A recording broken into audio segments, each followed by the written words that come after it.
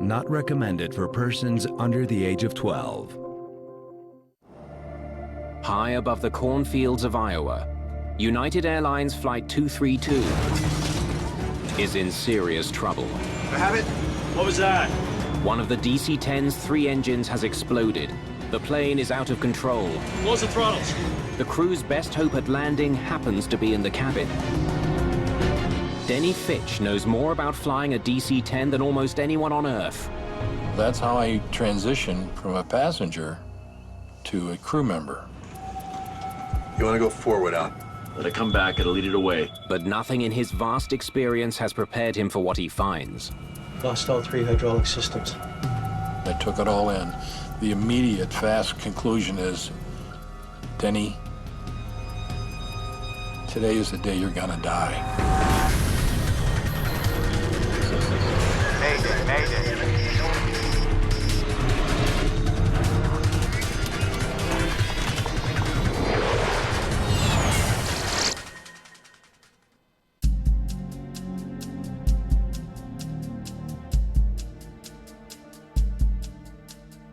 United Airlines Flight 232 is halfway through its journey from Denver, Colorado to Chicago. The DC-10 is cruising at 37,000 feet. The clear weather makes this a relatively easy flight for the captain and his first officer, both former fighter pilots. Oh, looks like we're gonna make Chicago on time. The airplane was trimmed up. We enjoyed a cup of coffee. Weather was good. There was absolutely no reason why we shouldn't have a pretty normal flight that day. Today is Children's Day at United Airlines. A child's ticket costs only a penny. Of the 285 passengers on the flight, 52 are children. Thanks for the cookies, Jan. Now, how about some more coffee? Denny Fitch is a United Airlines pilot and a flight instructor for the DC-10. The flight was normal in all respects. We had climbed altitude. The lunch had been served. The tray was being removed, and I asked the flight attendant if I may have a cup of coffee. Heading home for a few days? Yeah, be good to get back.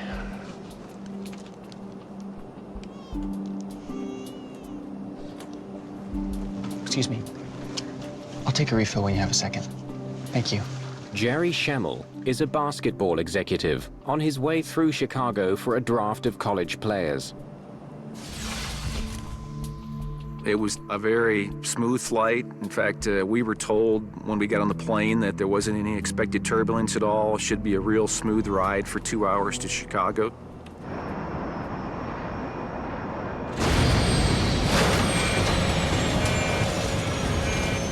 And all of a sudden with a bang, it's just like being thrown into a great big tornado of activity. First Officer Bill Records immediately shuts off the autopilot and takes manual control. I have it. What was that? There was no alarms at all, no bells, no whistles, no lights flashing, just this big explosion, and that was it.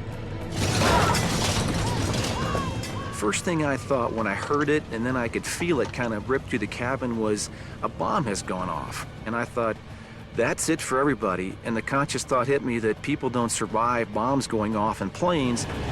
Denny Fitch pays close attention to the DC-10's every move. The coffee cup no longer had coffee in it. It was all over the table linens. My fanny was no longer in the middle of the seat. It was now up against the left armrest. That was followed by 10 seconds of quite pronounced, violent airframe shuddering. I got control. Check the gates. The pilots can barely control the plane. Captain Al Haynes tries to figure out why. The airplane was shaking so bad you couldn't read the instruments, and you had to lean way up near the panel to read it. We lost the number 2 engine. The DC-10 has 3 engines. The number 2 engine is mounted on the tail. It's the one that suffered a catastrophic failure. The people in my area were calm, but you could tell they were very nervous. They were They were anticipating, like I was, what might happen, and we knew that what might happen wasn't going to be very positive. Records is not able to level the plane. We're losing hydraulics. Let's shut number 2 down. The reason you shut down the engine when it fails is you don't know what the damage is to the engine. If it kept turning, it could tear itself apart. Okay, that's got it.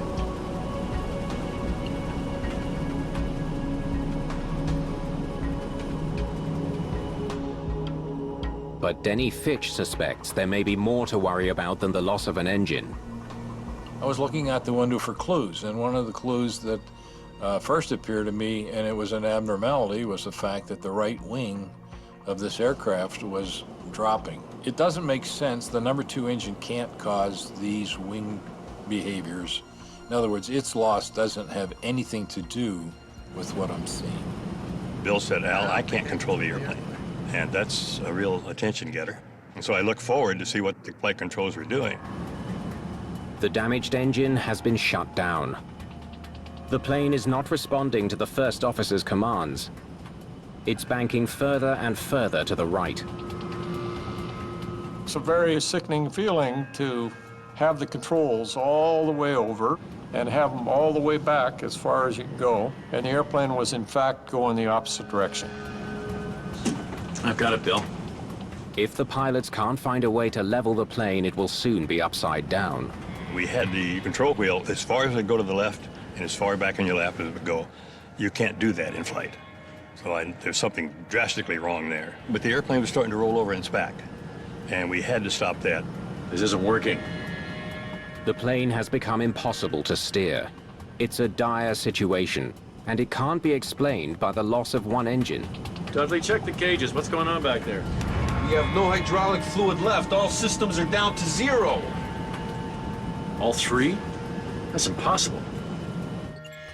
A complex hydraulic system carries the commands from the pilot's control column to the aircraft's control surfaces, such as the elevators, rudder, and ailerons. Without fluid in the system, there is no way to move these crucial flight controls. Hydraulics are the lifeblood of the airplane. They provide the muscle to move the flight controls, to retract and lower the landing gear, to move the flaps. A lot of the things that move on the airplane are done hydraulically. If you do not have hydraulics, you have absolutely no control. You might as well just take the control column out and throw it out the window. Even though the control columns have no effect on the movement of the plane, both pilots instinctively use them as though they did. It's like driving a car. If you're sliding on ice, nobody lets go of the steering wheel, even though the steering wheel is not effective. And this is the same way. You're holding onto the controls, hoping, I guess, that maybe there's some hydraulic fluid in there someplace. What's it say in the book?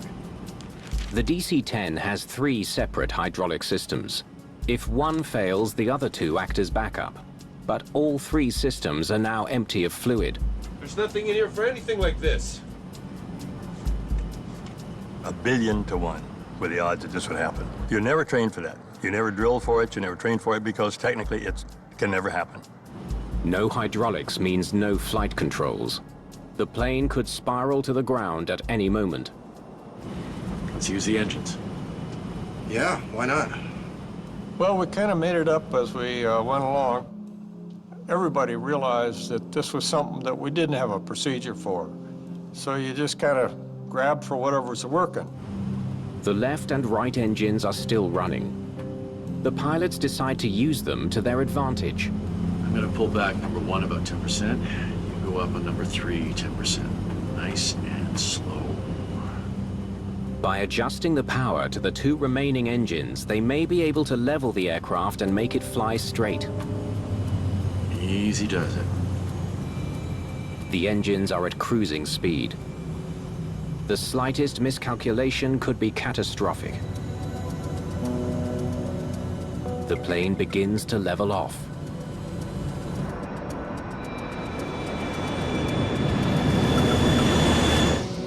Okay, that's got it. The improvised method of control seems to be working, but with no hydraulics, The crew and all their passengers are still in grave danger. Fredo O'Hare. About 400 miles. Flying to Chicago with only 2 engines may be possible. But without flight controls, the pilots have no idea if they'll be able to make a landing. How are we gonna land this thing?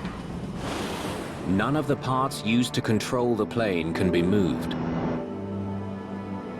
No pilot has ever safely landed a DC-10 without hydraulics. 296 people will soon die, unless the pilots can find a way to do it now. Da li svet oko sebe vidite na poseban način? Mislite li da možete da uhvatite magiju svetla?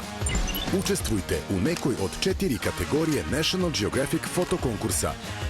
I vaša fotografija se može naći na stranicama National Geographic magazina, a najbolji od najboljih će osvojiti fotoekspediciju u Istanbul. Probudite istraživača u sebi i uključite se u takmičenje.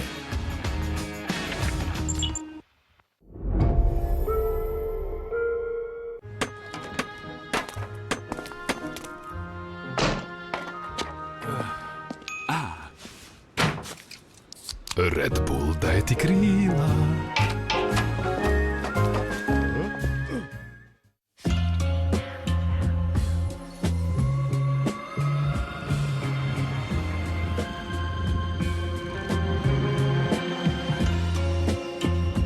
Šiba, uzalud se opireš.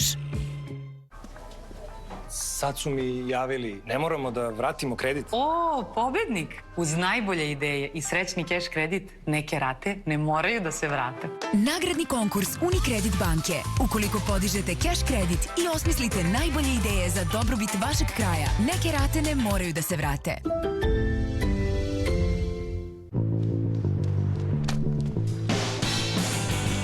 Kad god uložiš energiju u ono što radiš, znaj da odnosiš pobedu, jer život je sport. Probaj novi Aquaviva Isotonic Refresh. Aquaviva Sport, sada u još boljoj kondiciji.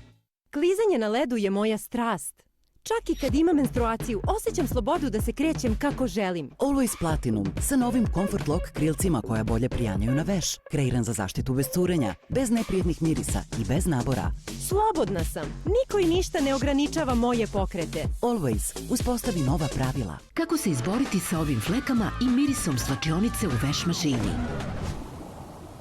Probajte nove Persil diskove. Uklanjaju fleke i mirise duboko u tkanini i neprijatne mirise još dublje u veš mašini. Za 10 puta bolje uklanjanje neprijatnih mirisa. Probajte nove Persil diskove od brenda broj 1 u Srbiji. Držati van domašaja dece. Novo od brenda Palette. Intenzivna boja za kosu. Snažnija, negujuća formula. I tako intenzivna boja. Za uspešno pokrivanje sedih. Palet, broj 1 u Evropi. Zrela si za odmor. Pusti misli nek plove kad odmor te zove, to je more. Imaš neta i haj, ne treba ti Wi-Fi, fotkaj more. Izaberi Neo 23 Travel sa 23 GB i dobijaš i 23 GB za roaming i pametno putno osiguranje. Sve wow za 1799 dinara. A1 od tebe počinje. Dobrodošli na Feri test efikasnosti. Stanari bloka A će prati svog prljavo posuđe istom bocom Ferija, dok stanari bloka B koriste drugi deterđent. I sve se dešava u hladnoj vodi. U bloku A peru intenzivno, ali u bloku B boca je već prazna. Blok A nastavlja sa pranjem. Zaključak, Feri traje i do 2 puta duže u hladnijoj vodi.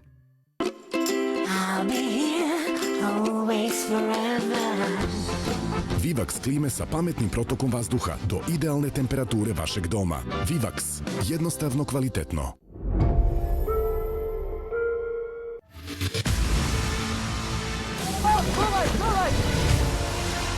I don't think you're fishing.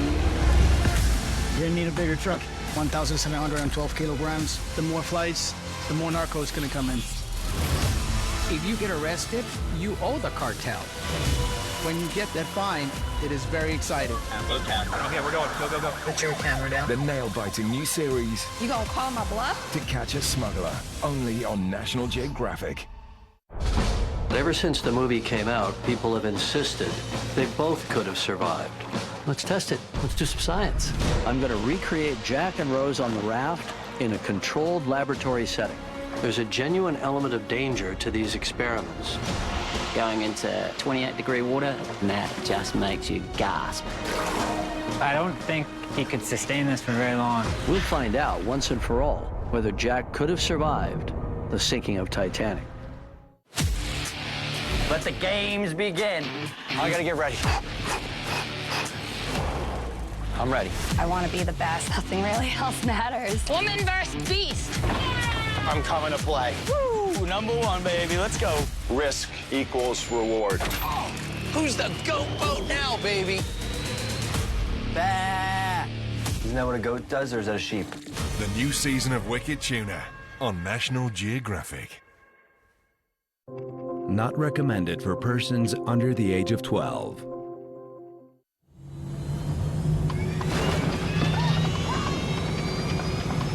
The nose is going down. What's going on here? United Airlines Flight 232 has begun to accelerate downwards. Normally, pulling back on the control column would raise the elevators and lift the nose of the plane. We have no elevators. But with no hydraulics, that control is gone. Normally you just pull back and add a little power and pull the nose up, but we didn't have the controls. Okay, let's ease them up, see what happens. The only things working on the plane are the two forward engines. Let's try 10%. Watch the gauges. Easy. By increasing power to the engines, the pilots hope they can create enough lift under the wings to raise the nose. This is what you have to do, because the power creates the lift, and that's what you need. The maneuver works. The plane pulls out of the dive. Okay. That's got it. Easy, easy. We just dropped 1,000 feet. Okay, we gotta land this thing. Find out where the hell we are and get us to the nearest airport. Since the engine failure, the plane has been drifting to the right. There is no way Flight 232 can make it to Chicago without flight controls. The pilots need to find a safe place to land as soon as possible. This is United 232. We are declaring an emergency and requesting a vector to the nearest airport. What's going on? We've lost hydraulics. We have to make an emergency landing. United 232, you're heading towards Sioux City. Would you like to go there? We'll take Sioux City. Affirmative. Start getting the cabin ready.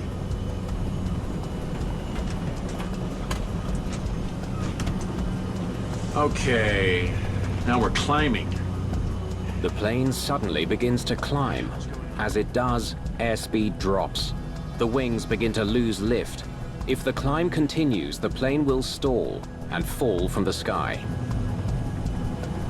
What the hell's going on here? Watch the right side. I got it. To lower the nose, Captain Haynes must reduce engine power while struggling to maintain level flight. Okay, that's got it.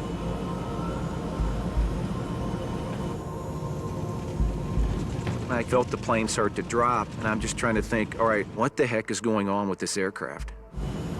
We're dropping again. Ease it up. Gently. Gently. Okay. 275. Jesus. The plane has dropped another 1,500 feet.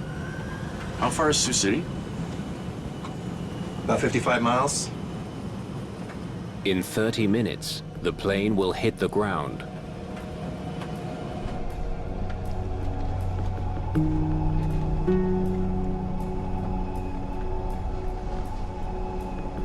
Jan, don't worry about this. This airplane will fly fine on 2 engines. When I told her that she replied to me, "Oh no, Denny, I just came from the cockpit. Both the pilots are trying to fly the aircraft. The captain has told us we've lost all our hydraulics. Bingo. That means no landing gear, no slats, no flaps, no flight controls. Okay. Tell the captain that you've got a DC-10 training check airman back here. If there's anything I can do to help, I'm happy to do so.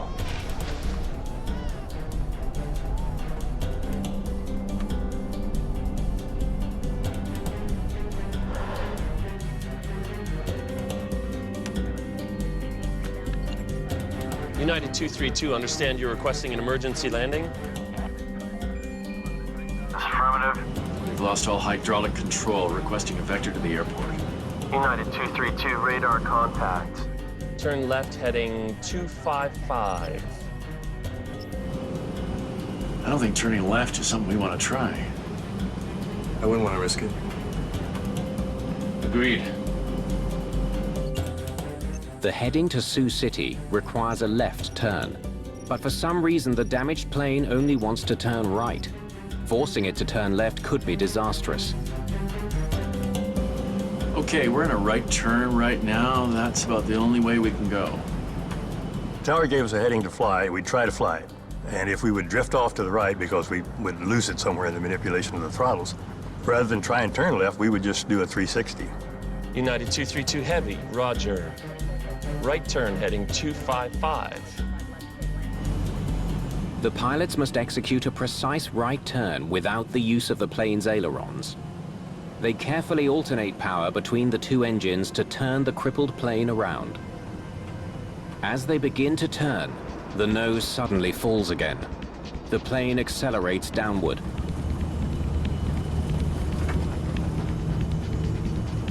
We're trying to keep the airplane straight and level, but as the airplane wanted to turn to the right, every time that they would turn to the right, the nose would go down and the tendency is to go over on your back. We had to avoid that. They manage to complete the turn, but they've dropped another 1,000 feet.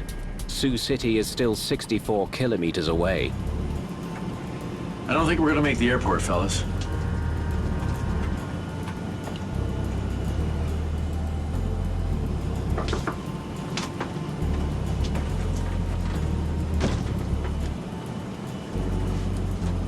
There's a DC-10 instructor on board who's offering assistance. Having a trainer or an instructor on board the airplane was a relief to us because we thought he could give us inputs that we didn't have. Maybe he could help, and he volunteered to come up, and we were very happy to have him come up. Okay, let him come up.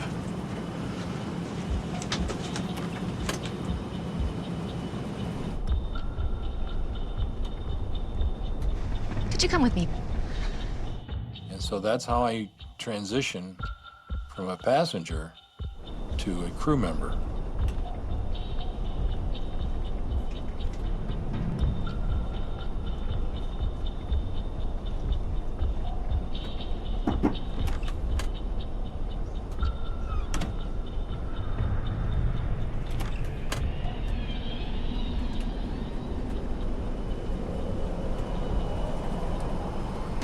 And I remember their forearms and their tendons being tense.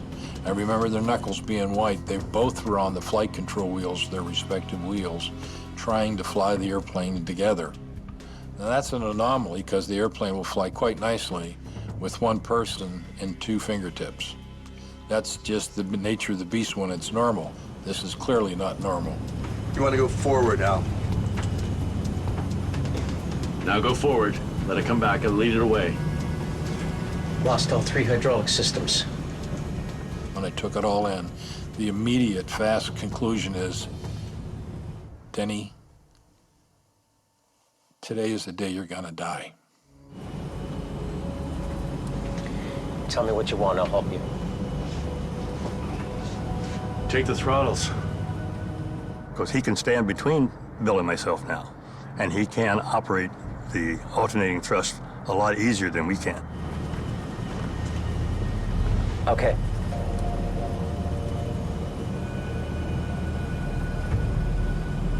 Pull back, pull back. Start it down.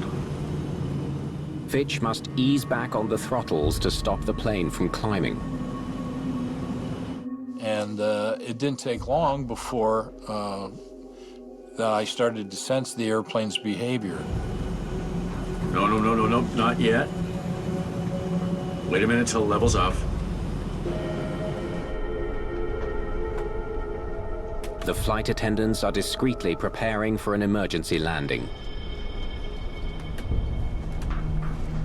Doesn't look good. I watched the flight attendants, I think like a lot of people did, very closely, just to kind of get a feel for what they might be thinking, what they might know, what they might be feeling, and for several minutes they just spent time clearing the cabin. Denny Fitch keeps his eyes on the control column to figure out what the pilots want him to do. Is this Sioux City down to the right? That's Sioux City. Finally, their destination is in sight. Normally, the pilots would begin reducing their speed on approach to the airport. But with no flight controls, that's something they can't do. Because of the loss of hydraulics, they were not able to configure the wings for the normal landing, so they had to come in much, much faster to maintain the necessary lift. We had absolutely no way to control the speed. That was the biggest concern of us all, was how fast we were going and to try and slow down. And there's just nothing we can do about it. If they can line up with the runway at all, they'll be hitting it at a very high speed. There's no telling what the impact will do to the plane. What was going to happen when we touched down was a great concern, because we couldn't bring the nose up for a landing attitude. And when we hit the ground, what's going to happen was a question in my mind. And where are we going to actually make the runway? A little more right. Fitch continues to keep the plane level and on course by alternating power to the two engines. Intuitively, I started to sense the airplane, and I felt that it was becoming one with me, if that makes sense. I felt that the airplane was sending me signals that it was going to do something before it did. I'm Al Haynes. Hi, Al. Denny Fitch. Bill Record's here. I'll tell you what. We'll have a beer when this is all done. Well, I don't drink, but I'll sure as hell have one.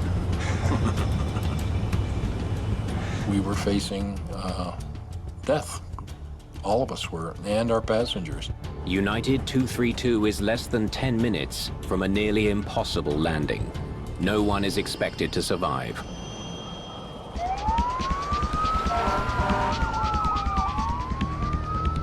Emergency workers prepare for the worst. As the pilots approach the airport, Captain Haynes decides it's time to tell the passengers precisely what they are facing. Ladies and gentlemen, this is Captain Al Haynes speaking. As you must be aware by now, we're having some control difficulties with the plane. We're attempting an emergency landing in Sioux City. We'll be landing in approximately 8 minutes. We've got about as much control over the plane as we can get, but I need you to understand this is going to be a crash landing. Please review your emergency procedures. This is going to be worse than anything you've ever been through before, and you need to be ready. We will do everything in our power to get everyone to the ground, but we need your cooperation. I think Captain Haynes wanted to be as honest as he could with us. He didn't want to sugarcoat anything. He wanted to let us know that we are in a very dire circumstance. I was convinced I wasn't going to make it. I thought, this is my day to go. There was serious uncertainty as to what the outcome was going to be. I think there was a realization that the airplane was going to be very badly damaged and that there was a high likelihood of injury or worse. Okay, let's start this sucker down. Alaska is part of me. These things that you learn are not yours. We have to bring all of our young people to the future. This is tough country. I don't know who we'd be without what our ancestors taught us. I don't want that tradition to end and die with me. A good day to be Indigenous. Brand new Life Below Zero First Alaskans on National Geographic. Film ukaze, najjača podrška u borbi protiv celulita. Ipak je to Hemofarm. Ako želiš da stigneš do vrha, napravi vrhunski izbor. Oral-B IO pruža osjećaj profesionalnog pranja zuba kao kod stomatologa u vašem domu. Revolucionarna IO tehnologija sa jedinstvenim mikrovibracijama uklanja i do 100% više bakterijskog plaka u poređenju sa običnom četkicom za zube. Testirajte odmah i ukoliko niste zadovoljni, vraćamo vam novac. Hajde da vidimo kakav je osjećaj Lenor svežine i nedelju dana nakon pranja. Nedelju dana? Wow! Uselit ću se ovde. Nedelju dana. A i dalje tako sjajno miriše. Kako to? Kažite mi! To je Lenor svežina. Lenor mirisne perle ubačene direktno u veš mašinu uz omiljeni omekšivač. Više Lenor mirisa koji volite. Dugotrajna svežina za vašu lenormnu prijatnost. Kako se izboriti sa ovim flekama i mirisom slačionice u veš mašini? Probajte nove Persil diskove. Uklanjaju fleke i mirise duboko u tkanini i neprijatne mirise još dublje u veš mašini. Za 10 puta bolje uklanjanje neprijatnih mirisa. Probajte nove Persil diskove od brenda broj 1 u Srbiji. Držati van domašaje dece.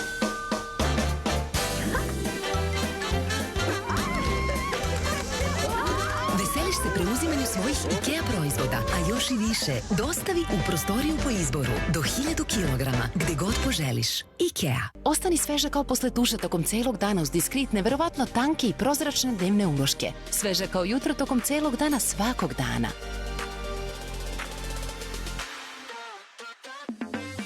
Svežina se vidi, diskrit. Želiš dnevne uloške kojima tvoja koža može verovati? Ne traži dalje.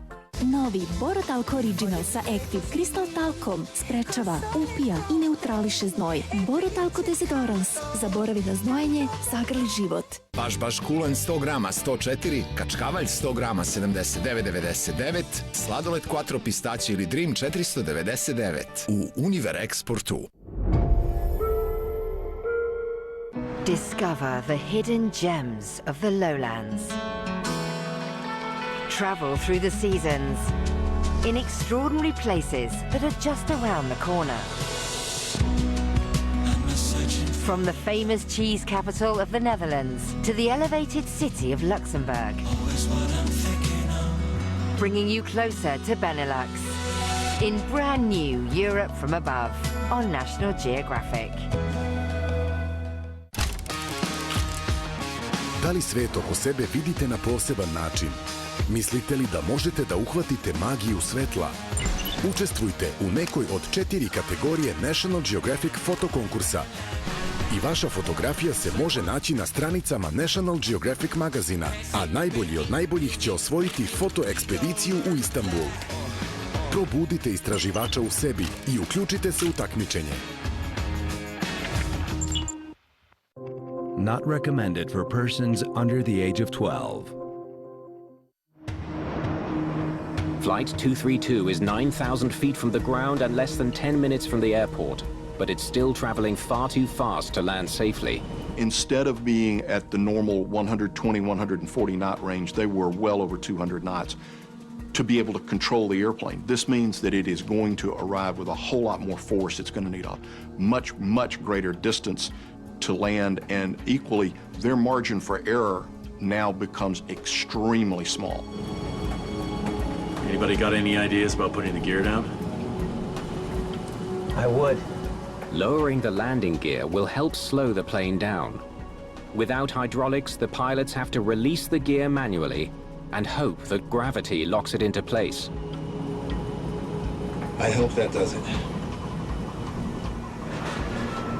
If the gear doesn't lock, the plane is doomed.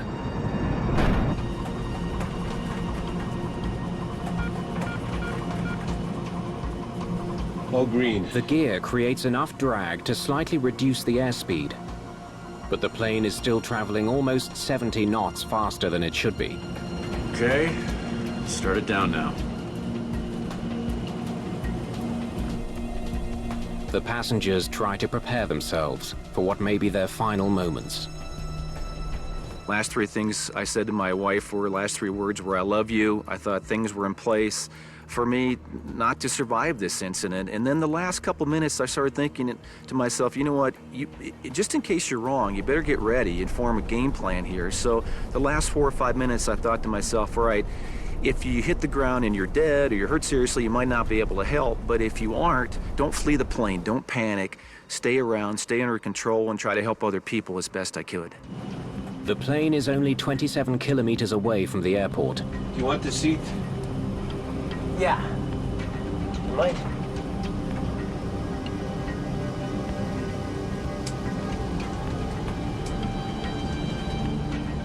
Okay.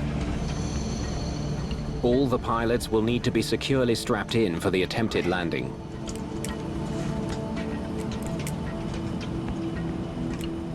Only a few kilometers away from the airport, the crew must make another circle to the right to adjust their course.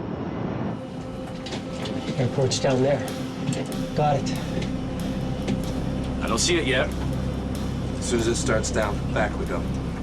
Concern within was how fast we're going to hit the ground and what's going to happen when we hit the ground. When we hit the ground hard, let's hope it's not hard enough to tear the airplane apart. Forward, forward, forward. Without flaps, airspeed is the only thing keeping the plane in the air. The pilots have no choice but to keep the engines at close to full power. Won't this be a fun landing? Hold the heading if you can. That's fine. From an altitude of 37,000 feet, the pilots have corkscrewed their way down to within sight of a runway.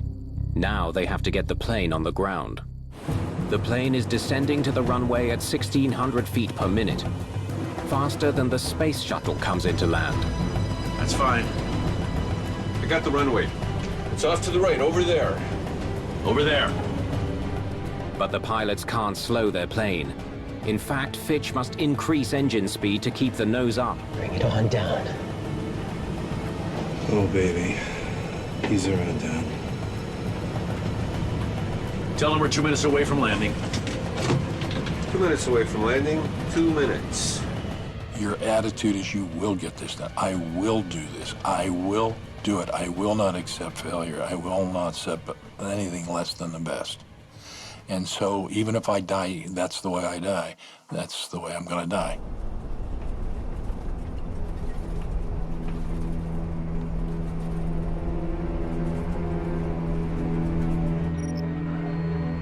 (232), you are cleared to land on any runway.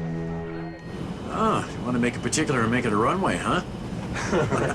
I know we're close enough now, coming in fast enough now, that we're going to make the airport. That was the main thing. Whether we actually made the runway or not, I don't know.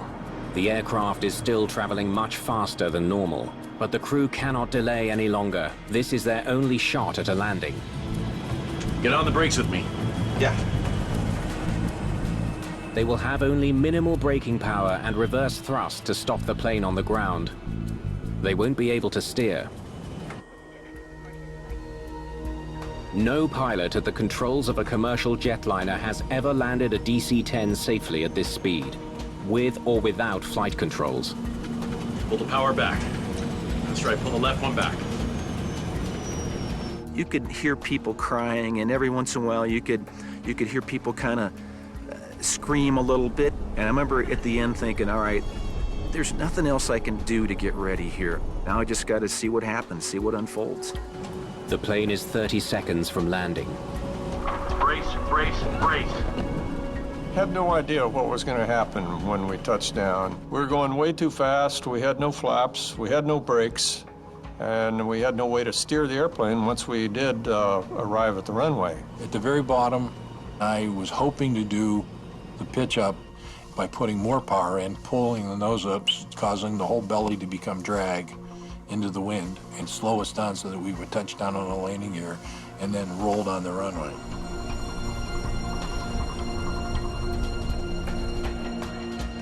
Controllers can't bear to watch what's about to unfold.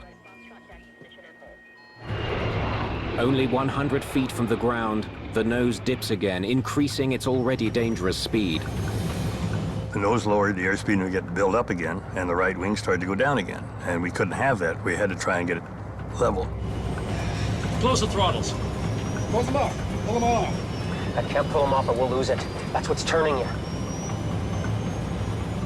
And we both said, okay. He's in charge of the throttles. Do whatever you have to do. There had to be complete trust. Okay, okay.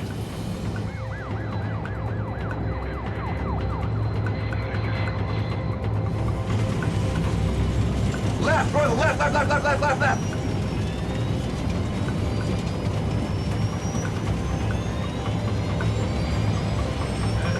We're turning, we're turning, we're turning.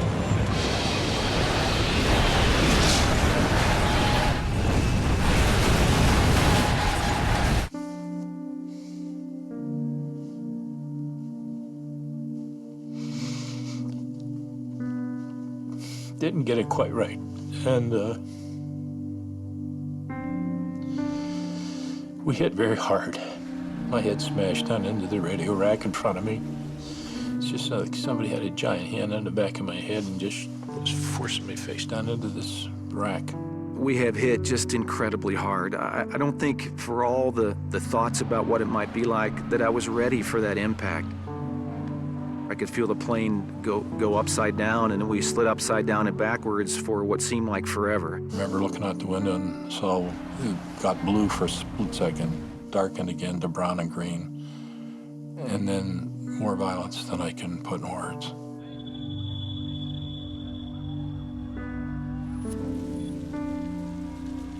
I had to take a couple seconds to figure out whether I was alive or not. Figured if I'm feeling pain, I must be alive.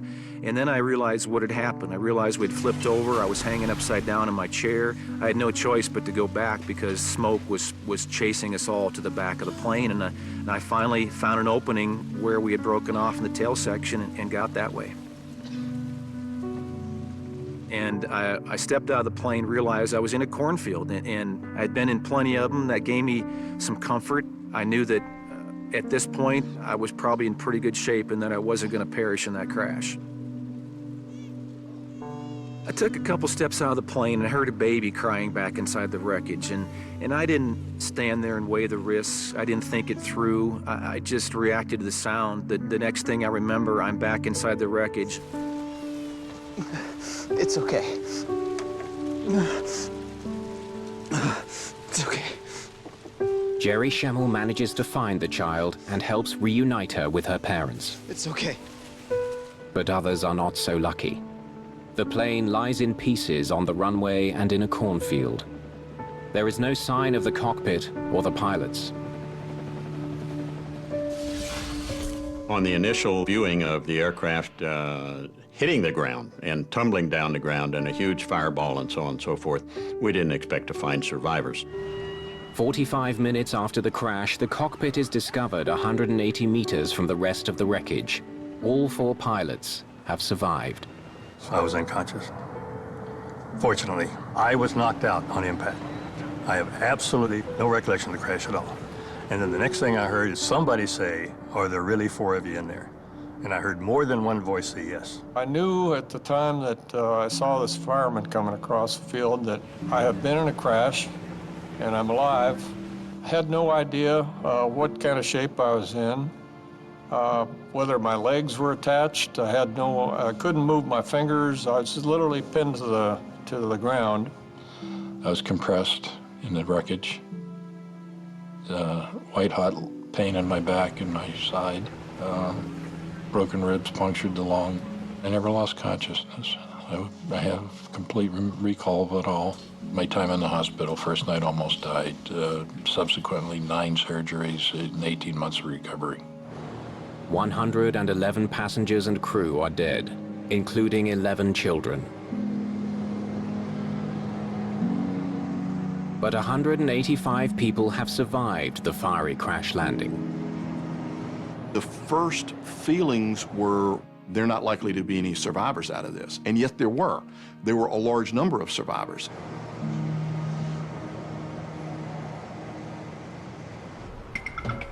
The damage to the tail section confirms what the pilots reported. The number 2 engine exploded in mid-flight. Investigators need to know why, and how it led to the catastrophic loss of all hydraulics. We already pretty well knew what we were looking for. we knew we'd had an engine failure of horrific proportions. We knew we'd had a hydraulic issue that had depleted all 3 hydraulic systems. The NTSB's Bob McIntosh is in charge of the team dispatched to Sioux City. The investigation focused fairly quickly on the shrapnel, the trajectories of the various parts, and how they could have disabled the airplane in the way that it did. It doesn't take investigators long to discover that a vital piece of the engine is missing. The fan disc is such an obvious part of the front of the engine that when it's missing, you know it. The fan disc is one of the largest pieces of the engine. It is responsible for bringing air into the core. It's around almost 400 pounds. It's about 32 inches in diameter. That was missing. And we knew that it was going to be our job to find that, because that was the destructive force that had brought this airplane down. Since the accident involved the failure of such a key component, metallurgists joined the NTSB to help find the cause. The rotating parts in the engines of jet airplanes have to withstand a lot of stress. So you want to use a material that optimizes the strength while minimizing the weight. So at the front of the engine, the fan disc, for example, they use titanium alloys. Jet engines are extremely reliable. To have a fan disc break off is almost unheard of. The failure of a major rotating part of any kind, whether it be at the front end or anywhere in the engine, is a major event. Before they can understand this rare failure, investigators must find the missing fan blade assembly. The clue to solving the mystery behind the crash is likely lying in a farmer's field somewhere in Iowa. A massive search gets underway. It was extremely frustrating to us, because we knew we didn't have it, and we knew it was going to be a pretty tough job to find it. We were motivated to find it, but we knew it was going to be tough. Now I can't control the airplane. Meanwhile, investigators turn their attention to the plane's hydraulics, wondering how a system with triple redundancy could have failed. In theory, if you lose an engine, you lose one of the systems. Our challenge, recognizing that the number 2 engine was the origin of the problem, was to try and figure out why all 3 hydraulic systems had failed. Each of the 3 hydraulic systems is powered by one of the 3 engines. Since only one engine failed, 2 hydraulic systems should have kept working. Investigators examine the wreckage around the number 2 engine. They begin to see what might have happened. There was a place where all 3 hydraulic systems were getting together, and that was in the horizontal stabilizer to actuate the elevators for up and down control. All 3 of the plane's hydraulic lines concentrate at the back of the plane, below the rear engine. The number 2 system was destroyed when the fan disc blew apart. Exploding shrapnel damaged the 2 remaining systems. All the hydraulic lines were either punctured or severed. The plane essentially bled to death. So we were able to understand how an engine failure in number 2 would result in number 1 and number 3 being rendered inoperative. Left, left, left, left, left, left, left, left, left, left, left, left, left. Now that investigators know how much damage the broken fan disc caused, it's all the more urgent to figure out why it failed. They must find the broken piece. A $50,000 reward is offered to anyone who can find it. Can you smell that, Tim? Yep, looks like we're about to make another car smell like a brand new one. We're back on the road again, making even more classics smell fresh. Here we go! Fresh cars, fresh banter. It's endoscope time. Fresh celebs like Nigel Mansell and Tyson Fury. Is that all that's fresh? Not quite. Blown away. It's the freshest season yet. Shall we stop hanging around? Brand new car SOS on National Geographic.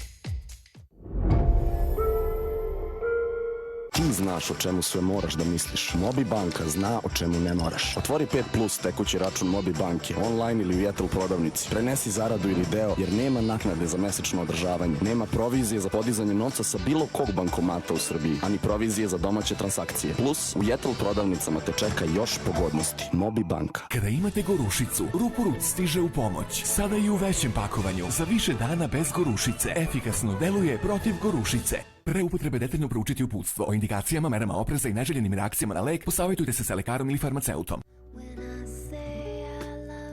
Aquaviva Herbal. Ledena harmonija čaja i meda. Osveženje je doživljaj. Zastani, doživi, nastavi. Aquaviva Herbal. Ispuni dane nežnim trenucima uz Milka biskvite i možeš da osvojiš vredne nagrade. Saznaj više o nagradnom konkursu na Milka Srbija Instagram stranici. Tvrdokorne fleke morate prati na visokoj temperaturi, zar ne? Probajte Ariel Pods u novoj kartonskoj kutiji sa dodatnom komorom. Uklanja masne fleke u hladnoj vodi koje su ostajale i nakon pranja u toploj vodi. Zato sa Ariel Podsima perite u hladnoj vodi i uštedite do 60% električne energije. Ariel Extra Clean Power, ekstra moć čišćenja čak i u hladnoj vodi. Zatvorite klikom i čuvajte van domašaja dece. Kako se izboriti sa ovim flekama i mirisom svlačionice u veš mašini? Probajte nove Persil diskove. Uklanjaju fleke i mirise duboko u tkanini i neprijatne mirise još dublje u veš mašini. Za 10 puta bolje uklanjanje neprijatnih mirisa. Probajte nove Persil diskove od brenda broj 1 u Srbiji. Držati van domašaja dece. Novo od brenda Palet. Intenzivna boja za kosu. Snažnija, negujuća formula. I tako intenzivna boja. Za uspešno pokrivanje sedih. Palet, broj 1 u Evropi. Dobrodošli na Feri test efikasnosti. Stanari bloka A će prati svo prljavo posuđe istom bocom Ferija, dok stanari bloka B koriste drugi deterđent. I sve se dešava u hladnoj vodi. U bloku A peru intenzivno, ali u bloku B boca je već prazna. Blok A nastavlja sa pranjem. Zaključak, Feri traje i do 2 puta duže u hladnijoj vodi. Ostani sveža kao posle duša tokom celog dana uz diskrit, neverovatno tanke i prozračne dnevne uloške. Sveža kao jutro tokom celog dana svakog dana.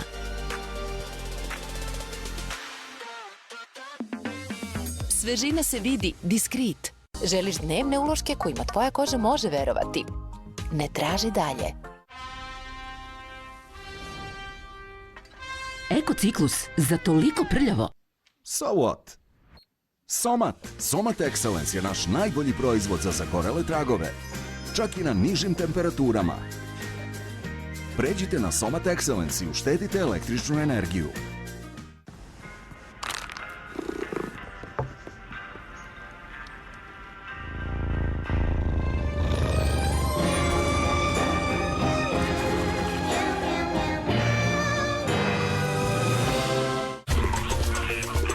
Zbog velikog interesovanja produžili smo akciju. Krenimo u mini avanture. Za svakih potrošenih 1000 dinara i jedan proizvod sa oznakom mini avanture dobijate mini knjigu National Geographic i nalepnicu za talon. Za sakupljenih 5 nalepnica možete po promo ceni kupiti plišanu igračku napravljenu od 100% recikliranih PET boca. Mini avanture u Ideji, Rodi i Merkatoru.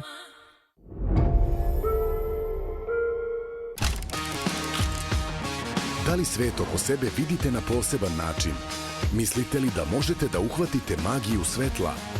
Učestvujte u nekoj od 4 kategorije National Geographic fotokonkursa. I vaša fotografija se može naći na stranicama National Geographic magazina, a najbolji od najboljih će osvojiti fotoekspediciju u Istanbul. Probudite istraživača u sebi i uključite se u takmičenje.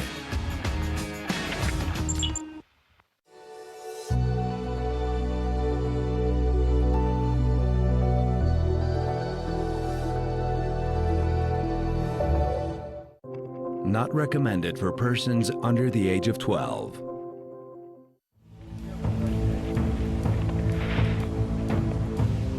Three months after United Flight 232 crash-landed in Sioux City, Iowa, a farmer finds the crucial piece of the puzzle lying in her field, about 100 kilometers from the airport. This was I came across the combine, and the combine met with resistance. I backed up and I thought, oh my gosh, this is it. The lady who found the fan disc was our hero of the day. This was an extremely important piece of evidence. The massive disc is broken into 2 pieces. How could it break like that?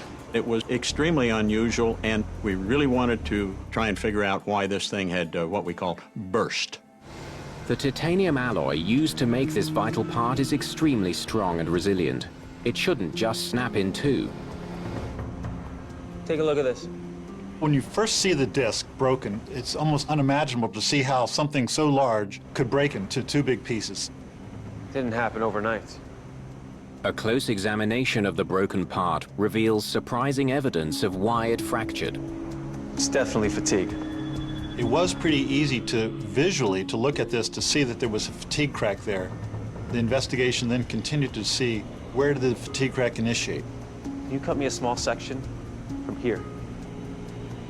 Investigators need to know what had weakened this powerful alloy. They trace the fracture back to where it began and remove the section for testing.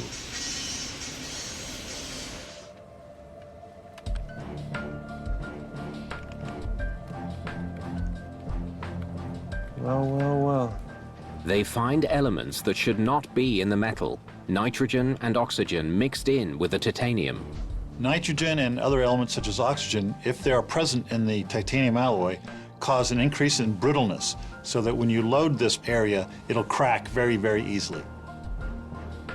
A bad batch of titanium? I'd say so.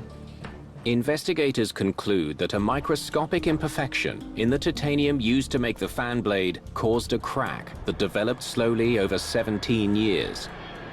It kept progressively getting bigger and bigger each time the engine started and stopped. It was only a matter of time before the disc finally broke. I have it. What was that? And disaster occurred. This part was supposed to be inspected on a regular basis, and indeed it was. But where the crack was located simply was extremely difficult to detect. The NTSB immediately recommends more thorough inspections of all engine fan discs. Titanium is now melted 3 times in a vacuum to remove impurities. Any kind of oxygen and nitrogen that might be in the material is sucked out into the vacuum and drawn out. The DC-10's hydraulic system also gets an upgrade. Designers add a series of valves so that a line can be sealed in case of a rupture. Every accident is a learning experience. And Sioux City, although it was several decades ago, continues to be a learning experience. Despite the loss of life, the pilot's actions during the disaster are hailed as a magnificent feat of flying. I think it surprised the survivors that they had made it, but it was a testament to the skill of the crew and the ruggedness of the airplane. We have no hydraulic fluid left. All systems are down to 0. That's impossible. Once they lost the 3rd hydraulic system, they were in an uncharted area with no checklist and having to improvise it. Let's use the engines. It was a catastrophic event that they made to turn out reasonably well. Tell me what you want and I'll help you. Take the throttles. Captain Haynes' decision to accept an offer of help in a moment of crisis is what many believe saved the lives of 185 people. Okay. For Al Haynes to give a perfect stranger the only thing controlling his airplane, and I think he knew clearly at this point that was all that was there, I think is a phenomenal feat. And I can't give enough kudos to him for that. All 4 pilots received the Polaris Award. It's the highest civilian aviation decoration, awarded for exceptional airmanship and heroic actions. We got the airplane to the runway. That's the most we could hope for, even more than most people thought we could hope for. And to say that we were heroes in doing that, no. We were just fortunate that the things we tried worked. I was willing to give up my life. No, I mean, that's not being heroic. I mean, I was willing to give up my life. Because to me, that's my responsibility as an airline captain.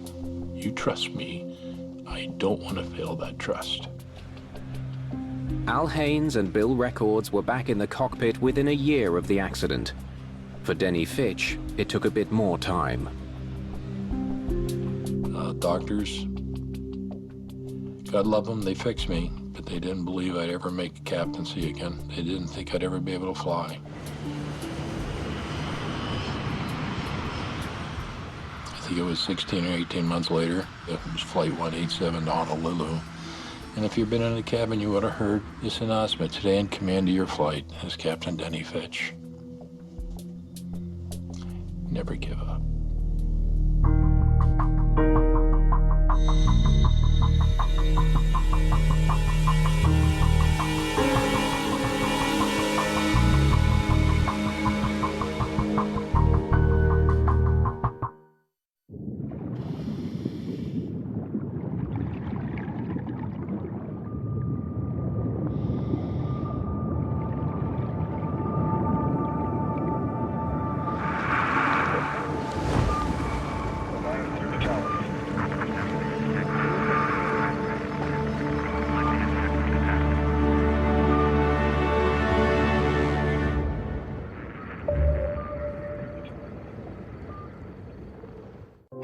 Not recommended for persons under the age of 12.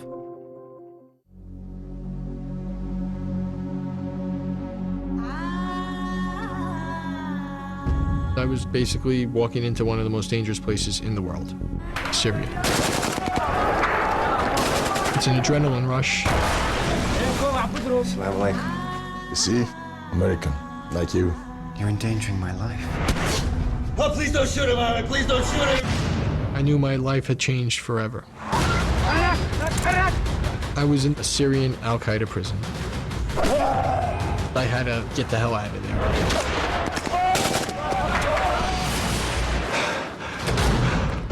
You think I'm frightened of you? I will kill you. It was the hardest moment of my life.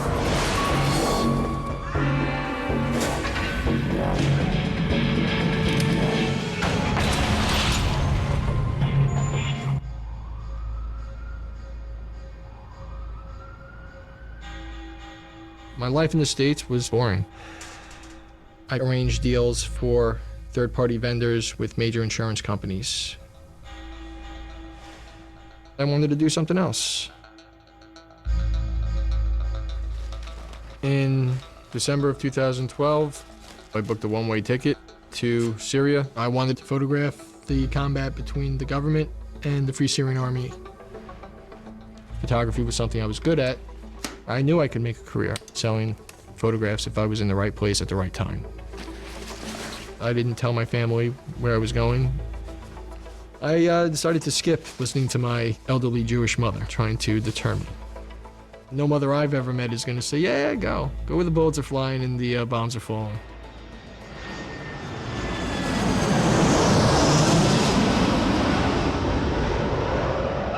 I arrived in Gaziantep in Turkey around mid-December. It's about an hour from the Syrian border. Matteo! Hey, Majid.